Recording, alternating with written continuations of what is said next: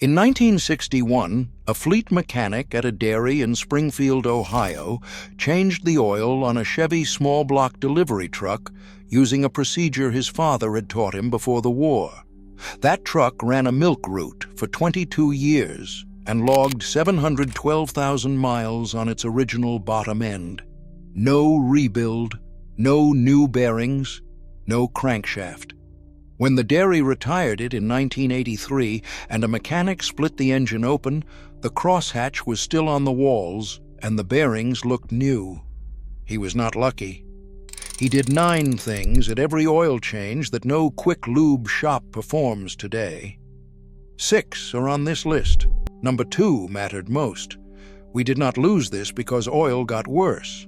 We lost it when the oil change became a 15-minute coupon, and the man who did it stopped caring whether your engine saw 200,000 miles or 1,000,000. Changing the oil was once a small ritual done by a mechanic who treated your engine the way he treated his own. He warmed it, he read it, he listened to it after. We replaced him with a drain pan, a stopwatch, and a sticker. The engine never got more complicated. The care did. And the engines that lived forever died with the men who knew how to keep them. Number 25 cost nothing, added 8 minutes, and skipping it leaves half the dirt in your engine. Number 22 is read in 10 seconds off a magnet most drivers never knew was there, and it warns of a bearing failure 4 months out. And number 3, the full hand-done oil service every corner garage performed before 1975 is gone from the quick lube menu because an engine built to last 1,000,000 miles never comes back to buy another. These 25 secrets were not about saving a few dollars on oil. They were about respect, the understanding that an engine treated well would outlast the man who treated it. Not a service. A conversation silenced by every 15-minute coupon in America. Hit that subscribe button and let us count down the 25 lost 1960s oil change secrets that made engines last 700,000 miles without a rebuild. Number 25, warming the engine before draining the oil. Hot oil carries the dirt out. Cold oil leaves it in the pan. You let it idle until the needle lifted off the bottom, until the oil thinned and picked up the grit settled overnight. What poured out then was black and warm and took the dirt with it. A dealership mechanic in 1957 Detroit refused to drain a cold engine.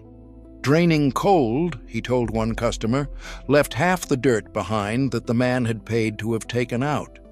Every engine of the era held its sludge in suspension only when warm. The quick lube drains them stone cold between coupons.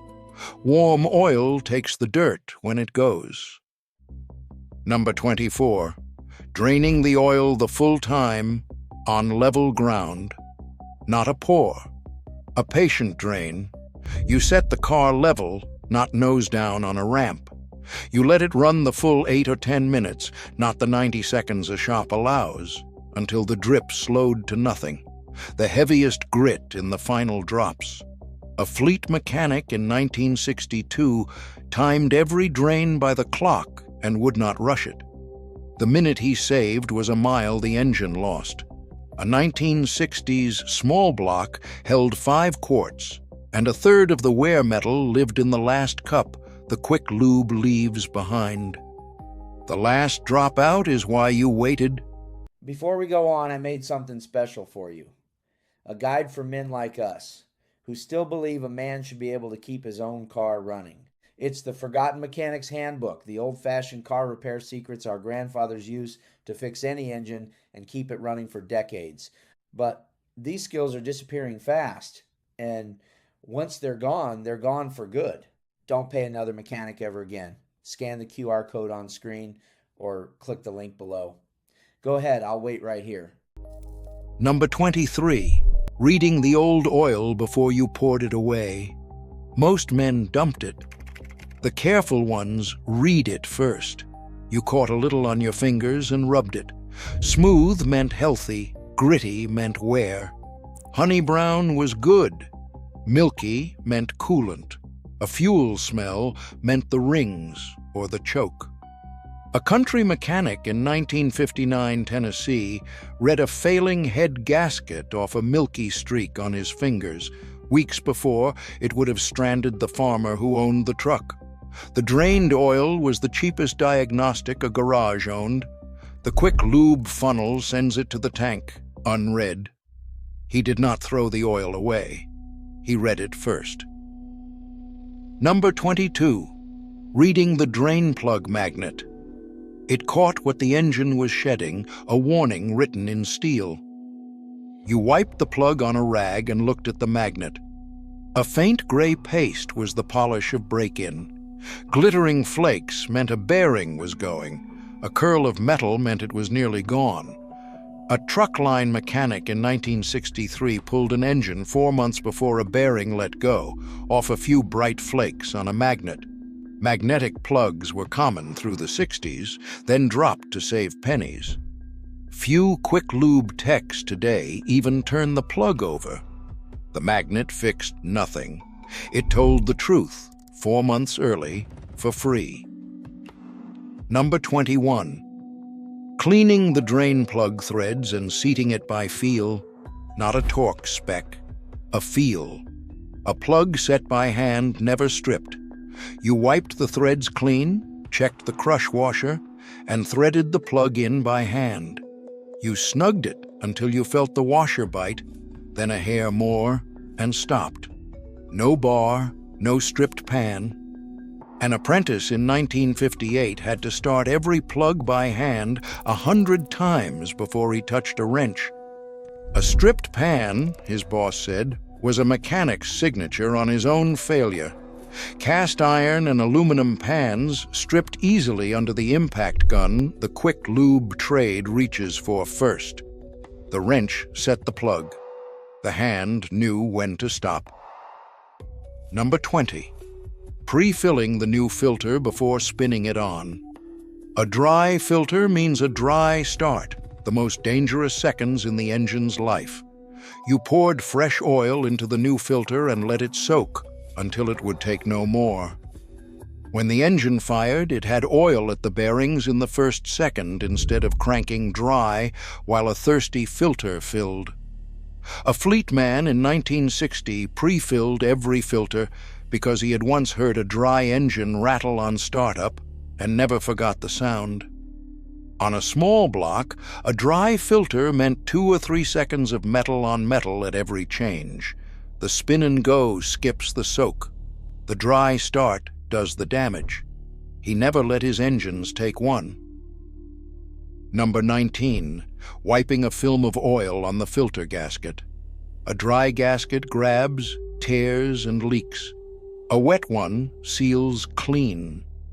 You ran an oiled finger around the rubber gasket, a thin, even film. The wet ring let the filter draw up smooth without dragging or rolling the seal.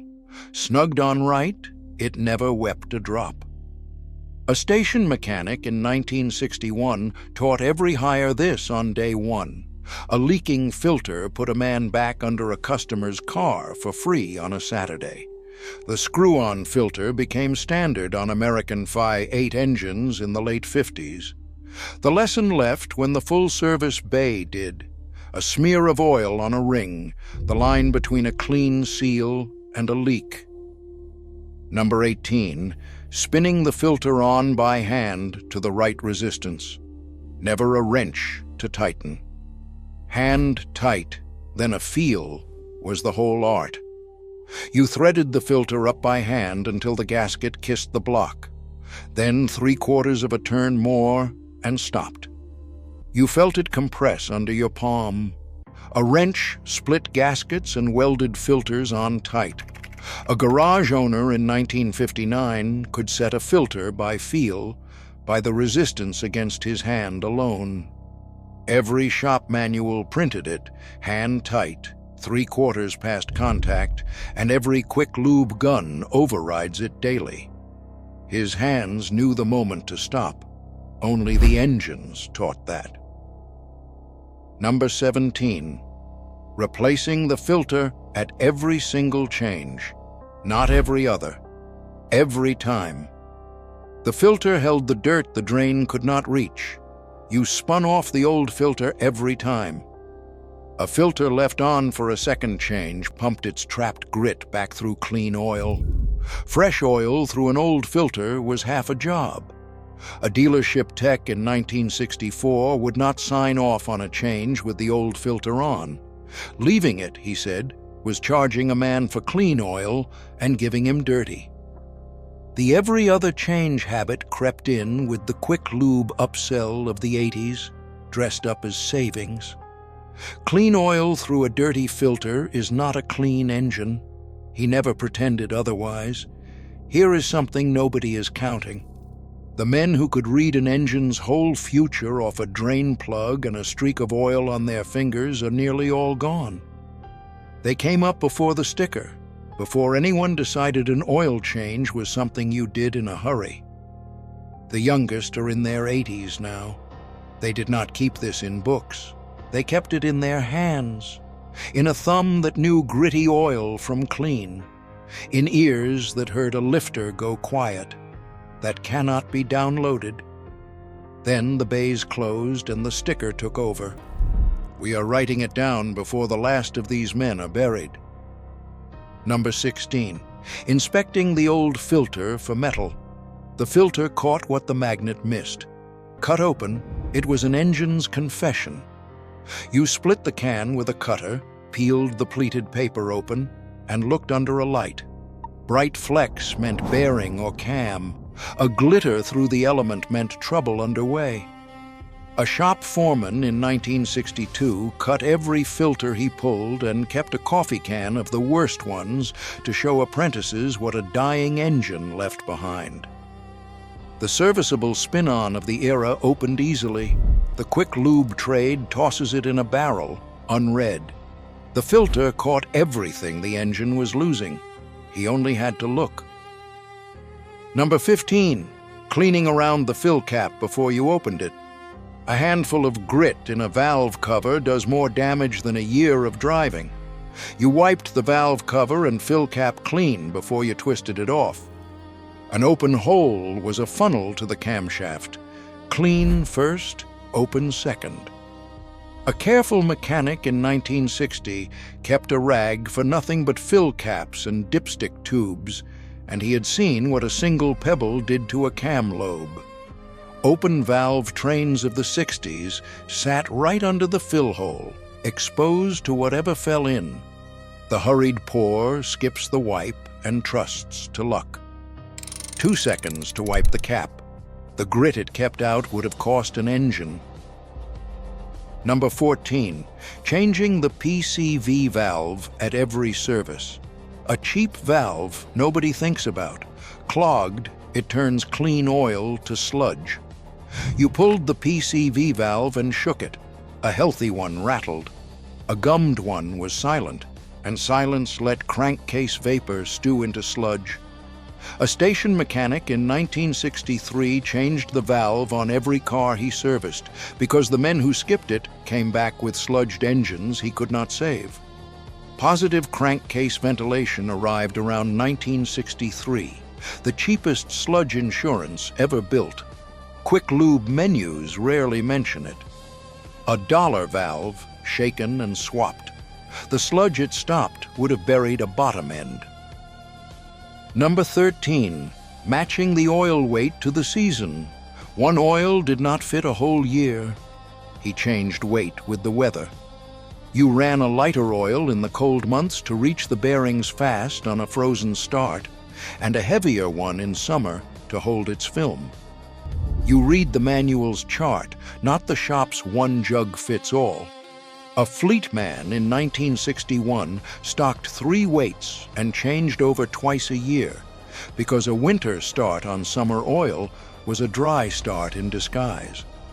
The seasonal change was standard 1960s practice. The single-jug habit of the quick lube retired it. The right oil for the season was the bearings getting oil when they needed it most. Number 12. Reading the dipstick. hot, level, and not overfilled. Too much oil is as bad as too little. The right level was read with care, not guessed.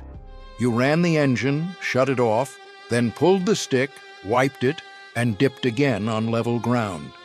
To the full line, never above. Overfilled, the crank whips the oil to foam, and foam carries no pressure.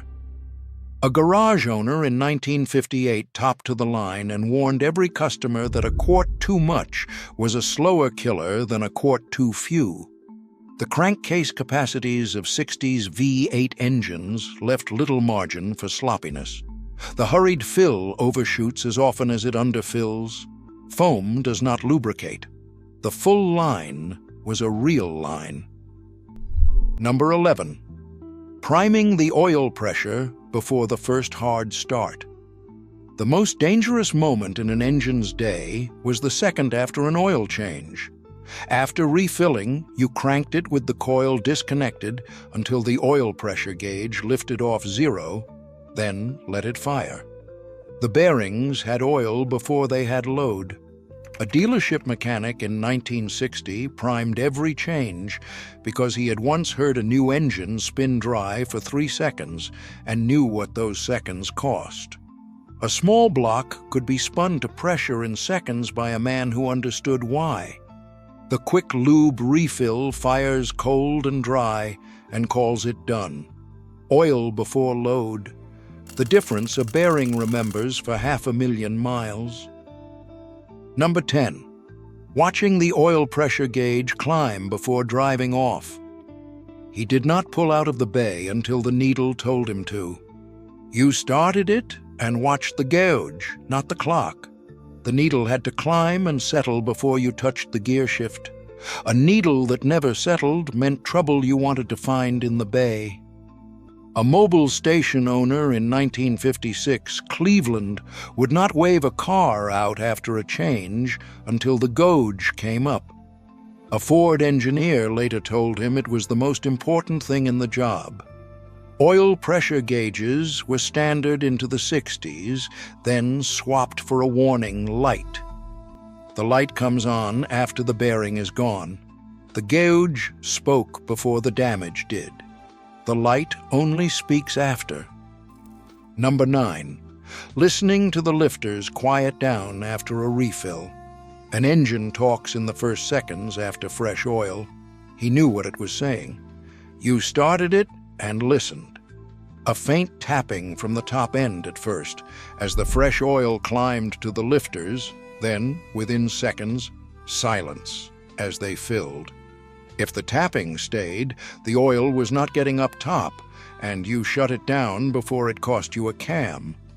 An apprentice in 1957 was not allowed near a customer's car until his ears could tell a quieting lifter from a sticking one across the shop. Hydraulic lifters spread across American V8 engines in the 50s and 60s, and good ears read them in seconds. The screen replaced those ears, never to be trained again. The lifters told him the oil had arrived. He listened every time. There is a reason no one teaches you to make an engine last. Follow the money. The American auto repair and service industry is worth well over $100 billion a year, with the dealership network at its heart. That number depends on engines that wear out on schedule, not engines that run 500,000 miles. In 2021, Massachusetts voters passed a right to repair law forcing automakers to share the data that lets an ordinary shop diagnose your car. The industry spent over $25 million fighting it and is fighting still. An engine cared for to outlast 3 owners sells 1 block instead of 3. The secrets were not lost by accident. They were made unprofitable and left to die on a quick lube floor between coupons. Number 8. Catching coolant in the oil early. A milky streak on the dipstick was a warning most drivers ran right past. You watched for oil the color of coffee with cream, coolant seeping past a head gasket. Ignored, it was bearings scoured by water-thinned oil, and a bottom end gone in a month. A country mechanic in 1959 caught a weeping gasket off a milk-brown ring under a fill cap and saved a farmer an engine he could not afford. The cast-iron V8S of the era tolerated a little seepage if you caught it. The quick lube glance never lifts the cap. Milk in the oil was a clock running. He stopped it before it ran out. Number 7. Smelling the oil for fuel. Gas in the oil thins it to water and strips the film off every bearing. The nose caught it first. You smelled the dipstick and the drained oil.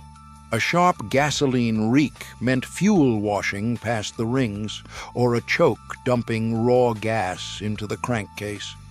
Fuel-thinned oil could not hold a film, and a bearing on it wore in weeks, not years. A carburetor man in 1962 traced a fuel-stinking crankcase to a stuck choke and saved a commuter the rod knock that was weeks away. Carbureted engines of the 60s were prone to fuel dilution from a rich choke, and a good nose was the first defense. Sealed injection retired the habit. The oil that smelled of gas was an engine being washed to death. Number 6. Topping off between changes, never letting it run low. An engine a quart low ran hotter and shorter lived. He never let it get there. You checked the level between changes and topped it the moment it dropped toward the add mark. A quart low meant less oil doing more work, running hotter, and the bearings paid for every mile. A traveling man in 1964 carried a case of oil in his trunk and topped at every other fuel stop. A dry sump far from home was a ruined engine and a long walk. 60s engines used a little oil between changes, and topping off was part of owning one. The sealed modern engine runs low until a light scolds it too late. The full line was cheap to hold. The low one cost a bearing. Number 5. Shortening the interval by the oil's condition, not the sticker. He changed when the oil told him to, not the calendar. You pulled the stick and read the oil, its color, its feel, how black and thin it had gone. A dusty road or a cold winter blackened oil fast, and you changed it early. A fleet mechanic in 1961 ran his trucks hard because they hauled dust all summer, and his engines outlived every by-the-book fleet around. The 1960s mechanic judged oil by hand and eye. The sticker took the judgment away. The sticker did not know your roads. His thumb did. Number 4. Letting the engine idle a moment before revving on a cold start. Not a rule, a discipline. A cold engine had no pressure up top yet. You started it and let it idle a few seconds before you touched the throttle. Cold oil is thick, and the top end ran near dry until the pump pushed oil up. Rev it cold and you spun the cam and lifters on a starved film. A man in 1965 who had saved 8 years for his first new car let it idle every cold morning, not from a manual, but from respect for what it had cost him. The hydraulic valvetrains of 60s V8 engines needed those seconds for oil to reach the top. Modern drivers floor it from the driveway and wonder why timing chains stretch at 80,000. A few idling seconds was patience the engine repaid in years. Number 3. The complete hand-done oil service by one man. Not a station on an assembly line. One mechanic, one engine, one ritual, the same way every time. You warmed it, drained it slow and level, read the oil and the magnet, checked the old filter, wiped the gasket, and spun the new one on by hand, swapped the PCV, primed the pressure, and heard the lifters quiet. Every step fed the next, his hands moving ahead of his eyes. A service mechanic in 1968 did the whole of it for a few dollars while you waited and you drove out with an engine set to last. The full hand service was standard at any corner garage before the quick lube model split it into a 15-minute funnel job in the 80s. It was not a service. It was a man making an engine, a promise it could keep for 500,000 miles. Number 2. The weekly walk-around. The best oil change on earth could not save a car its owner never looked at. You checked the dipstick, eyed the ground for a fresh spot, glanced at the belts, and felt the oil between your fingers once a week. 5 minutes on a Sunday caught the slow leak and the milky streak while they were still cheap to fix. It kept every other secret on this list working. A station man in 1958 sent every regular home with this habit, treating the owner as the engine's first mechanic, the one who saw it every day. The weekly under the hood look the full service station taught was gone by the 80s, traded for a warning light that speaks last instead of first. The mechanic set the engine to last. The habit kept it that way. Number 1. Pulling the dipstick, checking the oil, that is all. The simplest habit on this list, and the one underneath every other. You pulled the stick, you looked at the level, and at the oil itself, the color, the feel, the smell. To the full line, clean and amber, and you closed the hood. Below the line, or black and thin, and you did something before you drove. Most engines that died young announced it on the dipstick first. The man who looked caught it. The man who never opened the hood never did. Your grandfather did this without calling it anything. He called it checking the oil. A lifetime of it, every week, and his engine saw miles his neighbors never came close to. Every American engine ever built told its owner the truth on a dipstick. We replaced the weekly look with a light that comes on after the bearing is gone. Number 1 is not a secret. It is the habit underneath every other secret on this list. None of these secrets required a special oil, an additive, or a single thing a quick lube shop sells. They required a willingness to treat an oil change as something that mattered, and to believe you could keep an engine alive past the point the industry expected it to die. That belief was the default setting of every corner garage in America. Not confidence born from training, but from intimacy, from enough hours under enough engines that you read one the way a farmer reads weather. It kept small blocks turning past 700,000 miles in the hands of men who never finished high school. We did not lose the methods. The drain pans and filter wrenches still hang in the garages. We lost the hands that knew to warm an engine before they drained it, and the ears that heard a lifter go quiet and knew the oil had arrived. We lost the old man who read your future off a streak of oil and told you, for free, that your engine would outlive your loan if you treated it right. He is gone now, and most of what he knew went into the ground with him. The quick lube counts on that. It would rather sell you the coupon than let you remember how long an engine was built to last. But not all of it is buried.